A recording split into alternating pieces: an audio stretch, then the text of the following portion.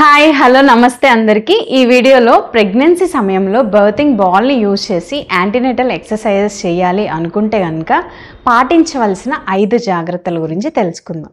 మొదటి జాగ్రత్త ఏంటి అంటే మీరు సెలెక్ట్ చేసుకునే బాల్ సైజ్ కరెక్ట్గా ఉందా లేదా అని చూసుకోవాలి. మీరు బాల్ మీద కూర్చున్నప్పుడు ఇది స్ట్రైట్ లైన్లో ఉండాలి. ఇలా కిందకి వెళ్ళిపోయినట్టో లేకపోతే పైకి ఇలాగా లెగిసినట్టో ఇలా ఉన్న బాల్ని ఎప్పుడు కూడా సెలెక్ట్ చేసుకోకూడదు. కరెక్ట్ సైజు ఉన్న బాల్ని సెలెక్ట్ చేసుకోవాలి. రెండో జాగ్రత్త ఏంటి అంటే మీరు ఎప్పుడు బాల్ మీద కూర్చున్నా మీ ఫీట్ ఉంటాయి కదా, అది ఫ్లాట్గా ఉండేటట్టు చూసుకోవాలి. ఫ్లోర్కి మీ కాలు నేలకి ఆనుతుందా లేదా అని చూసుకోవాలి. ఇలా ఫ్లాట్గా ఆనితే ఏమవుతుంది అంటే మీకు కొంచెం సపోర్ట్ లభిస్తుంది. ఇది మీరు ఎక్సర్సైజ్ చేసినప్పుడు సపోర్ట్ మంచిగా ఉండడానికి హెల్ప్ అవుతుంది అనమాట. మూడవ జాగ్రత్త, మీరు ఎప్పుడు కూడా బాల్ మీద ఏ ఎక్సర్సైజ్ చేసినా జర్కీ మూమెంట్ వచ్చేటట్టు ఫాస్ట్గా చేయకూడదు.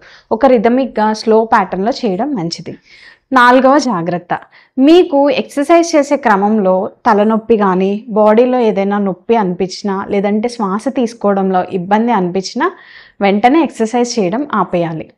ఐదవ జాగ్రత్త, ఏ ఎక్సర్సైజ్ చేయడానికి ముందైనా ఖచ్చితంగా మీ డాక్టర్ని ఒకసారి కన్సల్ట్ చేసి డాక్టర్ సలహా మేరకు మాత్రమే ఎక్సర్సైజ్ చేసుకోవాలి.